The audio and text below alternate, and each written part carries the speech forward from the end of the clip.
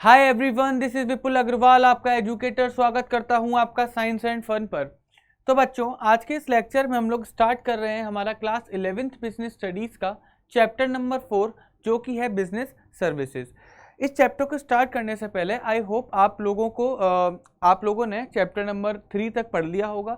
Chapter number 1, chapter number 2, chapter number 3 आप लोगों ने पढ़ लिए होंगे, तो आपको एक बिजनेस का बेसिक आइडिया पता लगना स्टार्ट हो चुका होगा। बस हम लोग जो हमने चैप्टर नंबर 1 में कुछ बिजनेस के बारे में पढ़ा था, बिजनेस के टाइप्स के बारे में पढ़ा था, बस उसी चीज़ को आज हम लोग थोड़ा डिटेल में पढ़ने वाले हैं। तो आइए फिर उसी से हम लोग स्टार्ट करते हैं। बच्चों, चैप्टर नंबर 1 में हमने चैप्टर नंबर 1 में एक पढ़ा था, बिजनेस के टाइप्स पढ़े थे कि बिजनेस कितने टाइप्स के होते हैं। हमने चैप्टर नंबर 1 में बिजनेस के टाइप पढ़े थे कि बिजनेस कितने टाइप्स के होते हैं। तो उसमें बच्चों मैंने आप लोगों को बताया था कि बिजनेस 2 पार्ट्स में डिवाइड होते हैं। पहला होता है हमारा इंडस्ट्री, दूसरा होता है हमारा commerce.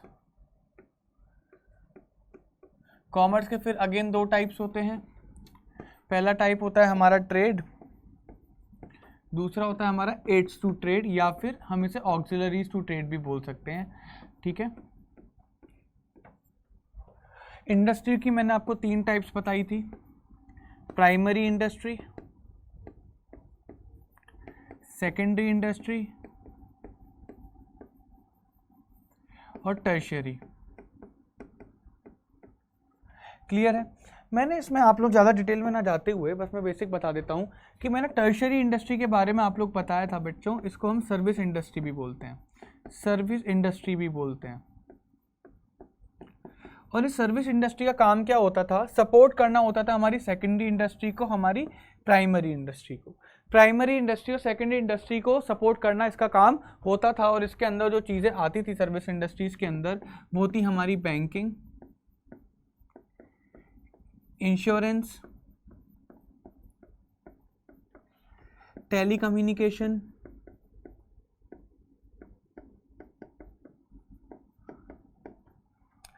Where housing and transportation. तो बेसिकली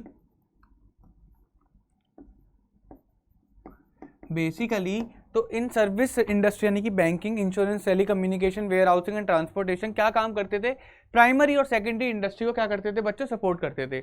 अगर हमें मैन्युफैक्चरिंग भी करनी है, अगर हमें क्या बोलते हैं जेनेटिक इंडस्ट्री के पार्ट, हमें जेनेटिक इंडस्ट्री का पार्ट बनना है, फिर हमें मैन्युफैक्चरिंग इंडस्ट्री का पार्ट बनना है, तो बच्चों हम लोगों को बैंकिंग की जरूरत पड़ेगी, इंश्योरेंस की जरूरत पड़ेगी, टेलीकम्युनिकेशन, वेयर हाउसिंग, ट्रांसपोर्टेशन की जरूरत पड़ेगी। इनके बिना हम लोग अपनी प्राइमरी इंडस्ट्री और सेकेंडरी इंडस्ट्रीज को सपोर्ट नहीं कर पाएंगे। सेकेंडरी इंडस्ट्री, प्राइमरी इंडस्ट्री में बहुत ज़्यादा प्रॉब्लम्स क्रिएट हो जाएंगी अगर सर्विस इंडस्ट्री उनको सपोर्ट नहीं करेगी। तो फॉर ट्रेड में भी बच्चों ऐसा ही होता था, जो एड्स टू ट्रेड थी बच्चों, यहाँ पर सर्विसेज होती थी, और इस सर्विसेज का काम ही क्या था कि ट्रेड को सपोर्ट करना। और इन सर्विसेज में क्या क्या इंक्लूड होता था? इन सर्विसेज में सेम यही वाली सर्विसेज इंक्लूड होती थी। तो यानी कि एड्स टू ट्रेड में ये सर्विसेज ट्रेडिंग में हेल्प करेगी, और टर्शियरी इंडस्ट्री में ये सर्विसेज प्राइमरी इंडस्ट्री और सेकेंडरी इंडस्ट्रीज को सपोर्ट करेगी। तो बच्चों, मैं कंक्लूड करके ये बोल नहीं सकता कि सर्विसेज एक्चुअल में काम क्या करती है? बिजनेस एक्टिविटीज़ को सपोर्ट करती हैं, बिजनेस का जो ऑपरेशंस होते हैं उनको स्मूथ बनाती हैं, चाहे वो सर्विसेज से, चाहे वो ट्रेड से रिलेटेड हो, चाहे वो हमारे इंडस्ट्री से रिलेटेड हो। तो हम ये चीज़ बोल सकते हैं। ठीक है। तो आपको एक चैप्टर का बेसिक्स क्लियर हो गया कि चैप्टर में क्या पढ़ने वाले हैं। हम इन्हीं सर्विसेज को चैप्टर में काफ़ी डिटेल में पढ़ेंगे कि ये सर्विसेज क्या काम करती हैं। प्राइमरीली आपके जो सिलेबस में है बच्चों, वो बैंकिंग, इंश्योरेंस और टेलीकम्युनिकेशन ही डिटेल में है। वेयर हाउसिंग और ट्रांसपोर्टेशन डिटेल में नहीं है। जो डिटेल वाला पार्ट है वो बैंकिंग, इंश्योरेंस और टेलीकम्युनिकेशन को हम लोग काफ़ी डिटेल में इस चैप्टर के अंदर पढ़ेंगे। आइए देखते हैं बिजनेस सर्विसेज क्या होती है। बिजनेस सर्विसेज एक बार इस पर निगाह मारते हैं। Business services are refer to as activities. ये बच्चों कोई प्रोडक्ट नहीं होता, ये एक्चुअल में एक्टिविटीज होती हैं। बिजनेस सर्विसेज एंड एक्टिविटी, मैं आपको यूट्यूब पे पढ़ा रहा हूँ, तो I am doing an activity. Clear है। तो ये भी क्या होती है बच्चों? एक्टिविटी होती है, प्रोडक्ट नहीं होते हैं। That assist business yet does not deliver. देखो, वो बिजनेस को क्या करती हैं? असिस्ट करती हैं, but does not deliver a tangible commodity. मैंने अभी आप लोगों को बताया कि जो सर्विसेज होती हैं वो कोई गुड नहीं होते, ठीक है, जिसको हम देख सकते हैं, छू सकते हैं। सर्विसेज एक एक्टिविटी होती है, इंटेंजिबल होती है, ना उसको देख सकते ना उसको छू सकते, बट उसके होने का महसूस कर सकते हैं। हमें पता है कि सर्विसेज हैं तो हमारा जो बिजनेस है उसमें हेल्प हो रही है, ठीक है, और ये बिजनेस की मदद करता है, ये कोई टेंजिबल कमोडिटी प्रोवाइड नहीं करता। क्लियर है? फॉर एग्जाम्पल जैसे आप शूज बनाते हो तो बिजनेस क्या कर रहा है, आप एक जब शूज को सेल करोगे तो you are giving a tangible commodity. Shoes is a tangible commodity, देख सकते हैं, छू सकते हैं, so it is a tangible commodity. Clear है? तो जब शू को आप बनाकर बेचोगे it is a tangible commodity, but services के केस में ऐसा नहीं होता। भाई ट्रांसपोर्टेशन आपको एक सेवा दी जा रही है, सेवा दी जा रही है कि आपका जो गुड्स है, जो आप शूज बना रहे हो, वो आपके दिल्ली से हम लोग जाकर चंडीगढ़ जाकर हम लोग ट्रांसपोर्ट कर देंगे, हम लोग भेज देंगे। तो बेसिकली आपको वो एक एक्टिविटी करके दे रहे हैं, आपको एक वो काम करके दे रहे हैं कि आपके शूज दिल्ली बन रहे हैं और आपका सेलिंग पॉइंट जो है चंडीगढ़ है, तो दिल्ली से चंडीगढ़ आपके शूज पहुंचा दिए। क्या आपको उन्होंने कोई फिजिकल कमोडिटी दी? नहीं दी, बट उन्होंने आपको एक काम कर दिया। ठीक है, ऐसी बैंकिंग आपका काम करती है कि आपके फंड्स को मैनेज करती है, आपके फंड्स को ट्रांसफर करती है, डेबिट कार्ड क्रेडिट की फैसिलिटीज देती है। तो एक्चुअली बैंक क्या आपको कोई टेंजिबल प्रोडक्ट दे रही है? नहीं, बैंकिंग तो आपको मदद कर रही है। बैंकिंग आपका काम, बैंकिंग आसान कर रहा है वो काम खुद करके, कि आपको पैसे पहुंचाने हैं तो आपको कुछ करने की जरूरत नहीं है। You have to instruct the bank, आपको बैंक को ऑर्डर देना है और बैंक आपके बिहाफ पर वो काम आपके लिए कर देगी जिसके लिए बैंक पैसा चार्ज करती है। तो बेसिकली यही एक्टिविटीज क्या होती हैं, बिजनेस की मदद करती हैं और कोई टेंजिबल कमोडिटी प्रोवाइड नहीं करवाती। ये बहुत अच्छे दिमाग में रख लेना, टेंजिबल कमोडिटी प्रोवाइड नहीं करवाती। क्लियर है? आइए बच्चों आगे देखते हैं फीचर्स क्या है बिजनेस सर्विसेज के। सबसे पहला फीचर है इंटेंजिबिलिटी। सबसे पहला फीचर है बच्चों क्या? इंटेंजिबिलिटी। कि क्या होती है? इंटेंजिबल होता है, भी पता है, हम इसे देख नहीं सकते, हम इसे छू नहीं सकते, बट इनके होने का हम लोग फील कर सकते हैं कि हाँ ये है। तो services are intangible, they can not be touch, उन्हें टच नहीं करा जा सकता। They are experiential in nature. बेटा सर्विसेज को एक्सपीरियंस करा जा सकता है, मैंने बोला ना हम उसको फील कर सकते हैं, हम सर्विसेज को एक्सपीरियंस कर सकते हैं। कभी कभी हम लोग बोलते हैं, जैसे हमें अर्जेंट में कभी पैसा भेजना होता है, फॉर एग्जांपल अभी हम यूपीआई यूज़ कर रहे हैं, कभी कभी बोलते हैं यार यूपीआई ना होता तो हमारी ज़िंदगी आज भी उस कैश पे चल रही होती, हमारी ज़िंदगी कितनी आसान हो गई है ना यूपीआई आने की वजह से।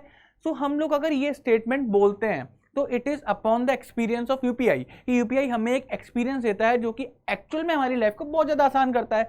सिंपल बिजनेस के लिए भी है। एक बिजनेसमैन ये सोच सकता है क्या यार मैं शूज़ बना रहा हूँ, अगर कोई इंसान मेरे को ट्रांसपोर्टेशन सर्विसेज ना दे रहा होता तो मुझे एक ट्रक खरीदना पड़ता, फिर उस ट्रक पे एक ड्राइवर रखना पड़ता, एक कंडक्टर रखना पड़ता, कितना महंगा पड़ता ना मेरे को एक जगह से दूसरी जगह गुड्स पहुँचाने के लिए। बट ये काम मुझे कोई और करके दे रहा है, तो बेसिकली जब कोई और करके दे रहा है तो मेरा काम कितना आसान हो रहा है, मेरे को अच्छा एक्सपीरियंस प्रोवाइड हो रहा है। तो it is experiential in nature. An important implication of this that the quality of the offer can often not be determined before consumption and therefore purchase. इसमें बड़ी एक अच्छी खास बात यह है कि आप एक प्रोडक्ट को, एक गुड की अगर मैं बात करूं तो आप एक गुड को खरीदने से पहले उसकी क्वालिटी को एनालाइज कर सकते हो। भाई दुकान पर रखा हुआ है, फॉर एग्जांपल आप सेब खरीदने गए, सेब को उठाया, सेब को बाहर से चेक करा। अगर आपको चेक करना आता तो आप चेक कर सकते हो कि एप्पल एक अच्छी क्वालिटी का एप्पल है, मैंगो एक अच्छी क्वालिटी का मैंगो है, आप ये चीज़ चेक कर सकते हो। खराब है आप रख दोगे, अच्छा अच्छा उठा के ले आते हो। बट एक्चुअल में सर्विसेज के साथ ऐसा नहीं होता। सर्विसेज की क्वालिटी आपको तभी पता लगेगी जब आप उसको कंज्यूम कर लोगे, और आप तभी बता सकते हो कि वो अच्छा है या फिर अच्छा नहीं है। क्लियर है? सर्विसेज में आप लोग चेक नहीं कर सकते इस तरीके से, बस किसी के जुबान से सुन सकते हो कि हाँ वो बंदा अच्छा काम करके देता है, वो बैंक अच्छी है, वो ट्रांसपोर्टेशन सर्विसेज अच्छी है, वो सिम अच्छा चल रहा है आज की डेट में। बट एक्चुअल में जो आप ओपिनियन बिठाओगे वो ओपिनियन तभी होगा बच्चों जब आप उसको एक्सपीरियंस कर लोगे। एक्सपीरियंस करने से पहले आप उसकी क्वालिटी का पता नहीं लगा सकते। सेकंड है बच्चों क्या? इनकंसिस्टेंसी। इनकंसिस्टेंसी का मतलब सर्विसेज एक जैसी नहीं रहती। According to the preferences of the customer services को चेंज करा जा सकता है। तो therefore services is inconsistent. Clear है? कंसिस्टेंट नहीं रहेंगी। इसका एग्जांपल ये कि फॉर एग्जांपल वही वाला लेते हैं कि मुझे शूज़ ना दिल्ली से चंडीगढ़ पहुंचाने हैं, मुझे शूज़ को दिल्ली से चंडीगढ़ पहुंचाना है बच्चों। क्लियर है? अभी मान के चलो बेसिकली अगर ये कोई गुड होता तो उसमें आप चेंजेस नहीं करवा सकते थे, बट बिकॉज एक सर्विस है तो आप इसके अंदर अकॉर्डिंग टू द अपनी प्रेफरेंस के अकॉर्डिंग चेंज करवा सकते हो। ठीक है? वो ये नहीं कहता कि भाई मैं चंडीगढ़ जाके गाड़ी रोकूंगा, आप बोलोगे यार मूर्थल पे ना 2 कार्टून उतरने हैं, तो वो क्या करेगा, आपको सर्विसेज, आप अपनी सर्विसेज को आपकी प्रेफरेंस के अकॉर्डिंग चेंज कर देगा।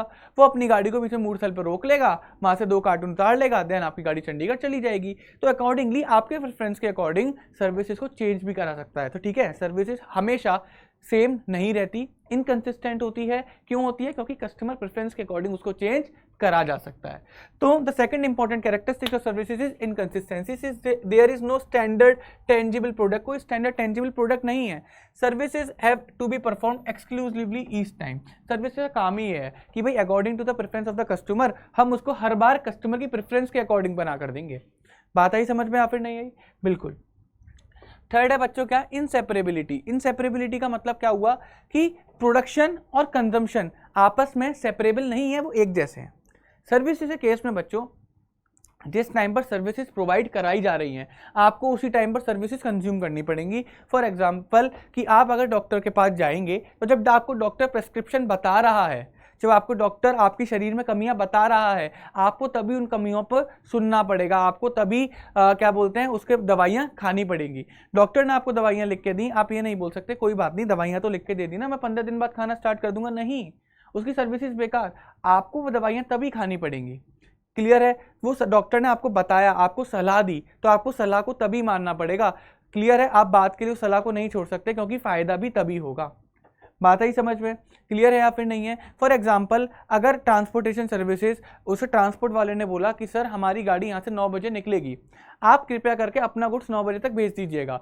तो बच्चों ऐसा ही होगा कि 9 गुड्स जो है ना, वो जो हमारा गुड्स है वो 9 बजे से पहले पहले वहाँ पहुँच जाना चाहिए, क्योंकि जिस टाइम पर सर्विसेज प्रोवाइड कराई जाएगी 9 बजे, उस टाइम पर ही हमें वो सर्विसेज को कंज्यूम करना पड़ेगा, हम बाद में उसे कंज्यूम नहीं कर सकते। क्लियर है? तो another important character services is simultaneous activity, यानी कि activity of production and consumption एक साथ होनी चाहिए, एक साथ होनी चाहिए, साइमल्टेनियस होनी चाहिए। This makes the production and consumption of services seem to be inseparable, और इसी की वजह से प्रोडक्शन और कंजम्पशन क्या हो जाता है बच्चों? इनसेपरेबल हो जाता है, उसको अलग नहीं कर सकते। प्रोडक्ट के केस में आप ऐसा कर सकते हो, गाड़ी बन रही है भाई, प्रोडक्शन तो किसी और टाइम पर होता है। आप जब गाड़ी शोरूम से खरीदने चाहते हो तो वो गाड़ी 2-3 महीने पहले बन के रेडी हो चुकी होती है, तो प्रोडक्शन तो किसी और टाइम पर हुआ। बात आई समझ में? बट जो प्रोडक्ट आपने कंज्यूम करा, वो प्रोडक्ट आप बाद में कंज्यूम कर रहे हो। तो गुड के केस में प्रोडक्ट प्रोडक्शन और कंजम्पशन अलग अलग होता है, बट सर्विस के केस में ऐसा नहीं होता। आपको हेयर कटिंग करवानी है तो आपको वहाँ बैठना पड़ेगा, ठीक है? तो जिस टाइम पर वो हेयर कट करेगा, आपको उसी टाइम पर अपने बालों में चेंजेस आते हुए नजर आ जाएंगे, ठीक है? आप उसी टाइम पे आपको सर्विसेज कंज्यूम करनी पड़ेंगी। तो सर्विसेज के केस में प्रोडक्शन और कंजम्पशन अलग अलग नहीं हो सकते। फोर्थ है क्या? Inventory. Services have little or no tangible components, therefore can not be restored. तो services can not be restored for a future use, services को फ्यूचर यूज के लिए रीस्टोर नहीं कर सकते। बात आई? That is, services are perishable and providers can at best store some associate goods but not the service itself. Services इस time पे प्रोवाइड करवाई जाती है ना, आप उसी टाइम पर उन्हें कंज्यूम कर लो। आप ऐसा नहीं करोगे तो सर्विसेज बेकार हो जाएंगी, क्योंकि सर्विसेज को स्टोर नहीं करा जा सकता। सर्विसेज को स्टोर नहीं करा जा सकता क्योंकि वो इंटेंजिबल है। क्लियर है? बात समझ में आई? आपको नहीं आई है ना? बट ऐसा कभी कभी होता है कि बच्चों सर्विसेज के साथ ना कुछ आपको फिजिकल प्रोडक्ट दिए जाते हैं, आप उनको स्टोर कर सकते हो, आप उनको स्टोर कर सकते हो। जैसे फॉर एग्जांपल आप गए होटल रूम में, क्लियर है? आपका होटल का जो टाइमिंग था, मान के चलो आपको ना 1 बजे 1 PM पर आपको चेक इन करना है, फिर नेक्स्ट से आपको 12 नून पर आपको क्या करना है बच्चों? चेकआउट करना है। तो आपको 23 आवर्स सर्विसेज के मिले, या आपको 23 घंटे मिले बच्चों सर्विसेज के। बात आई समझ में? बट आपने क्या करा, आपने लेट हो गए, आप अगले दिन सुबह ही पहुंचे 9 बजे, तो आपने स्टे कितने घंटे करा? 3 घंटे मात्र स्टे करा। तो बच्चों जो 20 घंटे की सर्विस थी वो तो बेकार हो गई, आप उनको तो अब नहीं ले सकते। तो इसी केस में मैं बता रहा हूँ कि वो 20 घंटे की सर्विसेज को स्टोर नहीं कर सकते थे, तो आपके पास अब खाली 3 घंटे हैं। बट आप क्या करोगे, जो होटल के साथ हमें कुछ फिजिकल प्रोडक्ट मिलते हैं, फॉर एग्जाम्पल फूड, आप फूड खा सकते हो, ब्रेकफास्ट ले सकते हो, ठीक है? कुछ हमें शैम्पूज मिलते हैं, कुछ हमें सोप्स मिलते हैं, आप ऐसी चीज़ों को तो अपने साथ लेकर आ सकते हो ना, क्योंकि उनको स्टोर करा जा सकता है। तो होटल वाले एग्जाम्पल से हमने ये सीखा कि एक्चुअल में हमें सर्विसेज 23 घंटे की दी जा रही थी, क्योंकि हम लोग लेट पहुंचे तो खाली हमारी सर्विसेज हमें 3 घंटे की मिली। क्या वो 20 घंटे की सर्विसेज हम लोग स्टोर नहीं कर सकते थे? नहीं कर सकते थे। ऐसा थोड़ा ना होता है, क्योंकि आपकी सर्विसेज तो एक्चुअल में जो प्रोड्यूस होना स्टार्ट हो गई थी वो पहले दिन 1 बजे होना स्टार्ट हो गई थी, तो आपकी गलती है ना, आप लेट पहुंचे वहाँ पर। बट क्या हम लोग जो हमें शैम्पूज वगैरह मिलेंगे, क्या वो हमारे नहीं होंगे? नहीं, वो आपके हैं। तो एक्चुअल में सर्विसेज के साथ जो फिजिकल प्रोडक्ट क्या बोलते हैं एसोसिएटेड थे, जो फिजिकल प्रोडक्ट अटैच थे, वो आप एक बार को स्टोर कर सकते हो, बट सर्विसेज को आप स्टोर नहीं कर सकते। फिफ्थ है बच्चों क्या? Involvement. One of the most important character services is the participation of the customer in the service delivery process. जिस टाइम पर सर्विसेज डिलीवर करी जा रही है उस टाइम पर कस्टमर का प्रेजेंस होना भी बहुत ज़रूरी है। कस्टमर का प्रेजेंट नहीं होगा तो सर्विसेज किसी काम की नहीं है। आपको अपने बाल कटवाने हैं यार, आप ही वहाँ नहीं पहुँचोगे तो बेचारा बाल किसके काटेगा। तो जब वो अपनी सर्विसेज देगा तो आपका पार्टिसिपेशन होना बड़ा ज़रूरी है ना। जब वो वहाँ काटने को तैयार है बच्चों तो आपका बाल भी तो होने चाहिए ना, आप वहाँ पे प्रेजेंट भी तो होने चाहिए ना, तभी तो आपके वो सर के बाल काट पाएगा। तो participation of customer is very very very important. Doctor अगर किसी को कंसल्ट करेगा तो सामने पेशेंट होना भी तो ज़रूरी है। बात ही समझ में, सामने पेशेंट होना भी तो ज़रूरी है। तभी तो अगर ट्रांसपोर्ट सर्विसेज हम ले रहे हैं किसी से तो बच्चों क्या बोलते हैं, गुड्स भी तो होना वहाँ पर प्रेजेंट है। क्योंकि काम क्या है, कस्टमर क्या है, उसका गुड्स। अब जब गुड्स एक जगह से दूसरी जगह पहुँचेगा तो जब तक गुड्स वहाँ नहीं होगा, पार्टिसिपेशन ऑफ कस्टमर वहाँ नहीं होगा, तो वो क्या पहुँचाएंगे वहाँ पर, कुछ भी नहीं। सो देयरफॉर सर्विस के केस में involvement of the customer is must. Without involvement of the customer, without participation of the customer services को डिलीवर करा ही नहीं जा सकता, सर्विसेज को डिलीवर करा ही नहीं जा सकता। तो ये पांचों पॉइंट आई होप आप लोगों को समझ में आ गए होंगे। अब देखते हैं बच्चों टाइप्स ऑफ सर्विसेज।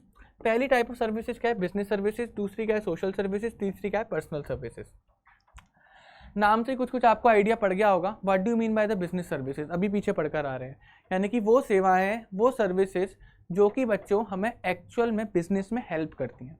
यानी कि वो सर्विसेज जो कि बिजनेस खरीदता है, बिजनेस एक्वायर करता है, बिजनेस कंज्यूम करता है फॉर द स्मूथ ऑपरेशंस, कि बिजनेस के ऑपरेशन स्मूथ हो चुके हैं। वो सर्विसेज जो कि बिजनेस अपने हेल्प के लिए खरीदता है उसको बोलते हैं हम लोग बिजनेस सर्विसेज। सोशल सर्विसेज क्या होती हैं, सोशल सर्विसेज मतलब वो सेवाएं जो विदाउट मनी करी जाती हैं, उनके लिए पैसा नहीं लिया जा सकता। आप गए, आपने भूखों को खाना खिला दिया, ठीक है, आप खड़े हो गए, आप बस खाना क्या कर रहे हो, सर्व कर रहे हो। So you are giving a social service. क्या आप उसके लिए पैसे ले रहे हो, नहीं ले रहे। आप वो सर्विसेज कर क्यों रहे हो, क्योंकि आप सोसाइटी का वेलफेयर चाहते हो, सोसाइटी का भला चाहते हो। आप गए किसी गाँव में गरीब बच्चों को जाकर पढ़ाया है, क्या आप सर्विसेज के पैसे एक्सपेक्ट कर रहे हो, नहीं कर रहे। सर्विसेज के पैसे आप बिल्कुल भी एक्सपेक्ट नहीं कर रहे, ठीक है। गरीब बच्चे हैं वो क्या आपको पैसा देंगे, क्या आप ऐसा काम क्यों कर रहे हो, for the welfare of the society. तो जो services welfare of the society के लिए करी जाती हैं, बदले में कुछ पैसा नहीं मिलता, उनको बोलते हैं सोशल सर्विसेज। थर्ड होता है बच्चों personal services. Personal services individual, यानी कि जैसे मैं, आई एम एन इंडिविजुअल, आप ये वीडियो देख रहे हो, यू आर एन इंडिविजुअल। तो जहाँ पर सर्विसेज को as per the individual deliver करा जाता है, एक अकेले पर्सन के लिए डिलीवर करा जाता है, उसको बोलते हैं बच्चों पर्सनल सर्विसेज। फॉर एग्जाम्पल अगर मैं हेयर कटिंग करवाने गया तो वो सलून वाला मेरे अकॉर्डिंग मेरे बाल काटेगा, तो this is called the personal services. Clear है। मैं वो सर्विसेज किसी बिजनेस पर्पस के लिए नहीं ले रहा, खुद को सेटिस्फाई करने के लिए ले रहा हूँ। मैं कहीं घूमने जाना चाहता हूँ, मैंने एक ट्रैवलिंग पैकेज खरीदा, तो वो सर्विसेज कैसी हुई, पर्सनल सर्विसेज हुई, क्योंकि वो पर्सनली मेरे अकॉर्डिंग कस्टमाइज होंगी, मैं किसी बिजनेस के लिए नहीं परचेज कर रहा हूँ। बात ही समझ में आप फिर नहीं आई, ठीक है। तो आइए देखते हैं, business services are those services which are used by the business enterprise. Use कौन करेगा, बिजनेस एंटरप्राइज यूज करे। क्यों करेगा, ताकि वो अपनी एक्टिविटीज को ढंग से कंडक्ट कर सके। फॉर एग्जाम्पल बिजनेस बैंकिंग का यूज करता है, इंश्योरेंस का यूज करता है, ट्रांसपोर्टेशन का यूज करता है, वेयर हाउसिंग का यूज करता है, एंड टेलीकम्युनिकेशन सर्विसेज का यूज करता है। On the other end social services क्या होते हैं, social services are those services that are generally provided voluntarily in pursuit of certain social goals. If you want to achieve some social goals, आप चाहते हो society का भला हो, कुछ हर किसी के सोशल गोल्स होते हैं ना, कि वो सोसाइटी के लिए बिना किसी पैसे की इच्छा रखे वो सोसाइटी के लिए कुछ करना चाहता है, ये हमारे गोल्स होते हैं। तो हम जब उन गोल्स को अचीव करते हैं, उन गोल्स को हम लोग क्या करते हैं बच्चों, अचीव करते हैं। क्लियर है। तो उन्हें क्या बोलते हैं हम लोग, सोशल सर्विसेज बोलते हैं। अच्छा, क्या सोशल सर्विसेज हमें ज़बरदस्ती करवाई जाती है, नहीं, इट इज़ वॉलंटरीली। मेरा मन होगा मैं करूँगा, तो मेरे ऊपर क्या है, मेरे ऊपर डिपेंड करता है, तो इट इज़ वॉलंटरीली सर्विसेज। आपका मन है आप करिए, आपका मन नहीं है आप मत करिए, ठीक है। These social services may be to improve the standard of living for weaker sections of society, to provide educational services to their children, to provide health care and hygienic condition in slum areas. ये कुछ examples हैं social services के। Actual में social service का काम करना ये होता है कि सोसाइटी का स्टैंडर्ड ऑफ लिविंग बढ़ सके, सोसाइटी का स्टैंडर्ड बढ़ सके, ये काम होता है सोशल सर्विसेज का। क्लियर है। और इसके बदले में बेटा कोई पैसा एक्सपेक्ट नहीं करा सकता। थर्ड होता है personal services. Personal services are those services which are experienced differently by different customers. मैं कहीं घूमने जाना चाहता हूँ, ठीक है, मैं जाना चाहता हूँ मनाली घूमने, तो मेरा जो पैकेज सेट होगा मनाली के अकॉर्डिंग सेट होगा। बट कोई एक और बंदा है वो जाना चाहता है बेटा स्पीति वैली घूमने के लिए, तो उसका पैकेज स्पीति के लिए सेट होगा। एक बंदा है वो गोवा घूमने जाना चाहता है, तो उसका पैकेज गोवा के अकॉर्डिंग सेट होगा। So this is called the personal services. यहाँ पर person to person services change हो रही हैं, ठीक है। और सबका मोटिव बिजनेस के लिए नहीं है, सबका मोटिव सोसाइटी के लिए नहीं है, खुद को सेटिस्फाई करने के लिए उनका मोटिव है। तो these services can not be consistent in nature. अब मैंने भी एग्जांपल दिया, कंसिस्टेंट रह ही नहीं सकती। They will differ depending upon the service provider, और ये सर्विस प्रोवाइडर के अकॉर्डिंग क्या होती हैं, चेंज होती रहती हैं। They will also depend upon the customer preferences and demands. For example, tourism, recreational services, restaurants, etc. बात आ गई, हम रेस्टोरेंट क्यों खाना जाते हैं, ताकि हमें कुछ अलग से खाने को मिल सके। हम वहाँ पर एक्चुअल में ऑर्डर देते हैं कि भाई हमारे लिए तो ये बनाकर लेकर आ, और उसके अंदर जो डिश बनाए उसमें ये तीखा ज़्यादा रखियो, ये वाला मसाला कम रखियो, नमक थोड़ा कम रखियो, बटर तू ज़्यादा डाल दियो। बात ही समझ में या फिर नहीं है, तो हम रेस्टोरेंट जाते हैं तो हम ऑर्डर देते हैं सामने वाले को कि हमारा क्या खाने का मन है और वो खाना किस तरह से बनेगा, तो शेफ़ हमें उसी तरीके से बनाकर देता है। तो it is according to our own personal preference, कि मेरी पर्सनल प्रेफरेंस, मुझे ये चीज़ खानी है तो शेफ़ वही चीज़ मुझे बनाकर देगा। बात आ गई बच्चे समझ में। तो बिजनेस सर्विसेज एक्चुअल में यूजर कौन होता है, इसका बिजनेस यूजर होता है। पर्पस क्या होता है, बिजनेस ऑपरेशन को स्मूथ करने के लिए। यहाँ पे यूजर कौन होता है, सोसाइटी होता है। इसका पर्पस क्या होता है, सोसाइटी का स्टैंडर्ड रेज करने के लिए। पर्सनल सर्विसेज, यहाँ पे यूजर कौन होता है, इंडिविजुअल होता है। यहाँ का जो पर्पस होता है वो क्या होता है, यूजर तो हो गया बेटा आपका इंडिविजुअल, पर्पस क्या होता है, to satisfy the individuals demand या इंडिविजुअल वांट्स। हर इंसान की अपनी कुछ डिमांड और वांट्स होती हैं और उनको सेटिस्फाई करने के लिए वो अपने अकॉर्डिंग सर्विसेज को कस्टमाइज करवाता है, तो उन्हीं सर्विसेज को बोलते हैं बच्चों पर्सनल सर्विसेज। नेक्स्ट तो बच्चों सबसे पहले जो आपके सिलेबस में है बच्चों, वो आपके सिलेबस में सोशल सर्विसेज नहीं है, पर्सनल सर्विसेज नहीं है, बट इनके इंट्रोडक्शन है। तो ये ऐसा नहीं कि आप इनको याद ना करो, ठीक है, बट जो हमें डिटेल में पढ़ना है वो खाली हमें बिजनेस सर्विसेज को डिटेल में पढ़ना है। खाली हमें बिजनेस सर्विसेज मतलब हमें क्या डिटेल में पढ़ना पड़ेगा सर, हमें बैंकिंग इंश्योरेंस और कम्युनिकेशन सर्विसेज को डिटेल में पढ़ना पड़ेगा। ट्रांसपोर्टेशन और वेयर हाउसिंग डिटेल में नहीं है। तो आइए बच्चों फिर हमारा नेक्स्ट टॉपिक जो है हमारा बैंकिंग से हम स्टार्ट करते हैं। हम लोग बच्चों बैंकिंग से स्टार्ट करते हैं। क्या होती है banking services? According to the Indian banking regulation act 1949, banking means accepting deposits of money from public for the purpose of lending investment. बच्चों बैंक एक्चुअल में करता क्या है, मान के चलो ये बैंक है, बैंक अपने पास एक अकाउंट ओपन करवाता है। बैंक चलो अकाउंट की बात हम बाद में करेंगे। बैंक बेसिकली करता क्या है, बैंक क्या करता है, कुछ कस्टमर्स होते हैं, बैंक के कस्टमर्स होंगे, कस्टमर के पास बच्चों आइडल फंड्स पड़े होते हैं। आइडल फंड्स मतलब खाली पैसा, जिनका उन्हें अभी कुछ काम नहीं होता। तो बैंक बेसिकली क्या करता है, इन आइडल फंड्स को डिपॉजिट करवा देता है, किसके अंदर, बैंक के अंदर। तो लोग क्या करते हैं, अपने खाली पैसे को डिपॉजिट कर देते हैं बैंक के पास। क्लियर है या फिर नहीं है? और कुछ बच्चों सोसाइटी के अंदर लोन सीकर भी होते हैं, जिन्हें क्या चाहिए होता है बच्चों, उधार पे पैसा चाहिए होता है। भाई गाड़ी खरीदनी है, घर खरीदना है, बिजनेस स्टार्ट करना, सबके लिए बेटा आजकल लोन ही लिया जाता है ना। तो वो लोन का पैसा बैंक के पास कहाँ से आता है, बैंक वो पैसे को डिपॉजिट करवाती है कस्टमर से, जिनके पास खाली पैसा होता है वो पैसा बैंक के पास डिपॉजिट करते हैं। बैंक फिर उसी पैसे को एज अ लोन क्या दे देती है, लोन सीकर को दे देती है। जिसे लोन चाहिए वो बैंक से जाके लोन ले लें। तो जो पैसा बैंक ने कस्टमर से डिपॉजिट करवाया वही पैसा आगे बैंक लोन की तरह लोन सीकर को दे देती है। तो बैंक ने यहाँ पे पहला काम क्या करा, बैंक ने यहाँ पर क्या काम करा, पहला डिपॉजिट काम करा। पहला क्या करा बेटा, डिपॉजिट करा। दूसरा बैंक ने काम करा, लोन दिया। अच्छा बैंक क्या खाली लोन ही देकर क्या करती है, डिपॉजिट कर जो करा हुआ पैसा खाली लोन ही बैंक देगी? नहीं, बैंक उसको इन्वेस्ट भी कर सकती है। इन्वेस्ट मतलब किसी कंपनी के शेयर्स खरीद लिए, मान के चलो टाटा के शेयर्स खरीद लिए, ठीक है, मान के चलो रिलायंस के शेयर खरीद लिए, तो बैंक आगे चल के किसी कंपनी के शेयर्स भी खरीद सकती है। और बेसिकली बैंक ऐसे ही करके पैसा कमाती है। सपोज करो लोन और इन्वेस्टमेंट से बैंक सपोज करो 14% कमाती है, और इनको डिपॉजिट पे बैंक कितना देती है, 4% देती है। तो बैंक ने कितना परसेंट प्रॉफिट कमाया, 10% प्रॉफिट कमाया स्टूडेंट्स। तो बैंक इसी तरीके से अपना पैसा कमाती है। तो बैंक दो काम करती है, पहले तो डिपॉजिट को एक्सेप्ट करवाती है, देन उस जो डिपॉजिटेड मनी है उसको आ गया तो लोन की तरह दे देगी या उसे किसी जगह पर इन्वेस्ट कर देगी। क्लियर है? तो यहीं पर आ गया एक्सेप्टिंग डिपॉजिट ऑफ मनी, पहला काम करती है bank, accepting deposit of money. किस लिए, क्यों एक्सेप्ट करती है डिपॉजिट को? ताकि वो लैंड कर सके और इन्वेस्ट कर सके, ताकि वो पैसा लोन की तरह दे सके और उस पैसे को इन्वेस्ट कर सके। क्लियर है? तो बैंक पैसा डिपॉजिट करवाती है, फिर उस पैसे को एज अ लोन की तरह आगे किसी को दे देती है। ठीक है, उस बीच में बैंक अपना क्या करती है, रेट ऑफ इंटरेस्ट में अपना पैसा बनाती है, उसमें अपना प्रॉफिट निकालती है कि बैंक ने बहुत सस्ते में डिपॉजिट करवा लिया और काफ़ी महंगे में आगे लोन दे दिया। तो बीच में जो आपका rate of interest, differential rate of interest है, वही आपका बच्चों क्या होता है, वही आपका बैंक के लिए लोन होता है।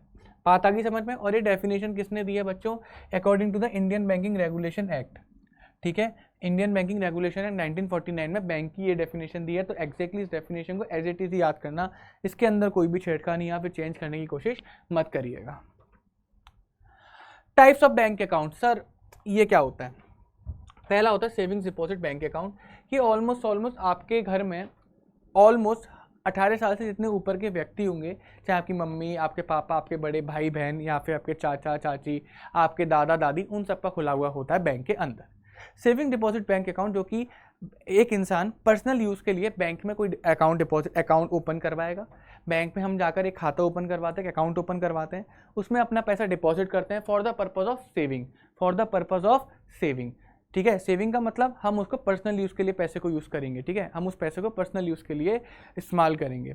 क्लियर बात है या नहीं है? तो आपने वो पैसा अपनी जो आइडल फंड्स है, आपकी जो सेविंग्स है, आप उसमें जमा करते हो, अपनी सेविंग्स ही आप उसमें क्या करते हो, जमा करते हो। तो इसी वजह से इसको नाम दिया गया saving deposit bank account. A person can open a savings deposit bank account by depositing a small sum of money. अगर आपको अपना सेविंग्स बैंक अकाउंट ओपन करवाना है तो आपको एक मिनिमम अमाउंट उसमें डिपॉजिट करना पड़ेगा। वो बैंक नहीं रखती, वो आप ही के पास रहता है, आपके अकाउंट में जाके डिपॉजिट हो जाता है।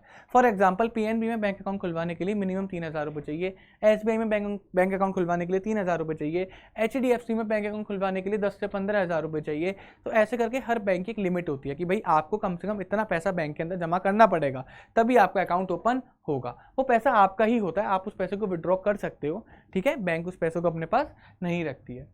He can withdraw money from his account whenever needed and can deposit whenever there is surplus money. अच्छा, सेविंग्स बैंक अकाउंट डिपॉजिट पर क्या कोई रेस्ट्रिक्शन होती है पैसे निकालने की या जमा करने की? नहीं। आपका जब मन करे, आपके पास जब खाली पैसा, आपके पास जब एक्स्ट्रा पैसा, आप उस एक्स्ट्रा पैसे को जाके बैंक में डिपॉजिट कर सकते हो when ever you desire. And उस पैसे को आप जब मन चाहे आप उस बैंक से निकाल सकते हो, चाहे चेक की हेल्प से आपने मनी विड्रॉ कर लिया, आजकल डेबिट कार्ड की हेल्प से मनी विड्रॉ कर सकते हैं, और आपने कोई ऑनलाइन ट्रांजैक्शन कर दिया, फॉर एग्जांपल आपने यूपीआई से किसी को पैसा भेज दिया हो, तो वो भी एक तरीके का विड्रॉल है कि आपके अकाउंट से पैसा निकल गया है। क्लियर है? तो आप जितनी बार मन चाहो उतनी बार पैसा जमा कर सकते हो, निकाल सकते हो।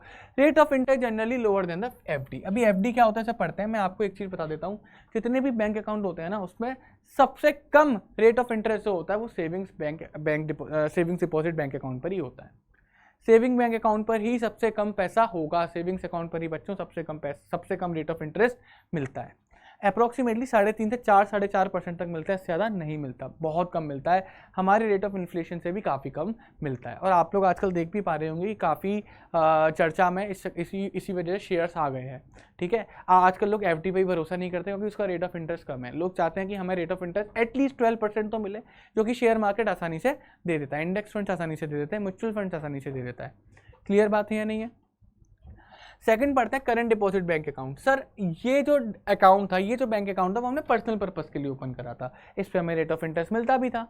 लेकिन करंट बैंक अकाउंट जो होता है वो बच्चों बिजनेस के लिए यूज करा जाता है। तो जहां पर बच्चों पर्सनल ट्रांजैक्शंस को अंजाम देना हो उसके लिए सेविंग्स बैंक अकाउंट को ओपन करिए, और जहां पर बिजनेस ट्रांजैक्शंस को अंजाम देना हो वहां पे करंट बैंक अकाउंट को ओपन करिए।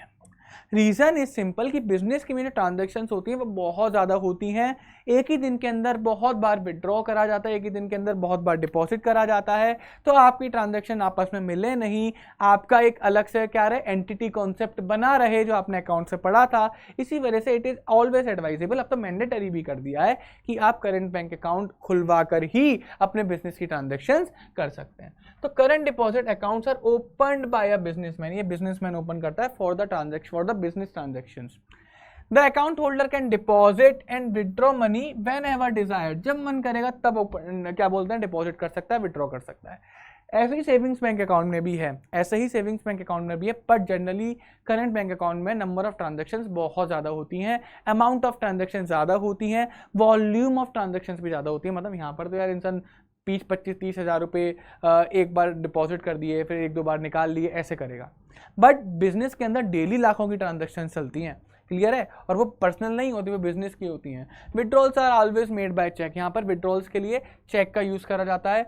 और इस अकाउंट पर बच्चों ओवरड्राफ्ट एंड क्रेडिट फैसिलिटी भी दी जाती है। अभी हम पढ़ेंगे क्या होती है, अभी आप बस ये समझ के देखो, बस आप इसे याद कर लो फिलहाल के लिए कि ओवरड्राफ्ट और क्रेडिट फैसिलिटी प्रोवाइड कराई जाती है। किस पर? करंट अकाउंट पर। No interest is paid on current account. ये क्या बात कर रहे हैं भैया, नो इंटरेस्ट इज पेड? नहीं, सुनो मेरी बात ध्यान से। बेटा सेविंग्स बैंक अकाउंट में जो आप पैसा बैंक के अंदर डिपॉजिट करते हो, बैंक को पता है वो पैसा आप डिपॉजिट कर रहे हो for the purpose of savings, so एक लंबे टाइम तक बैंक में पड़ा रहेगा, ठीक है। और बैंक, क्योंकि वो पैसा लंबे टाइम तक बैंक में पड़ा रहेगा, तो बैंक खुद चाहती है कि हम उस पैसे से ही तो पैसा कमाएंगे, हम एक्चुअल में सेविंग्स करें, सेविंग्स वाले पैसे से ही पैसा कमा सकते हैं। करंट अकाउंट से पैसा क्यों नहीं कमा सकते? क्योंकि सपोज करो आज आपके अकाउंट में 20 लाख रुपए की ट्रांजैक्शन होगी कि आपके अकाउंट में 20 लाख रुपए कहीं से आ गए, क्लियर है।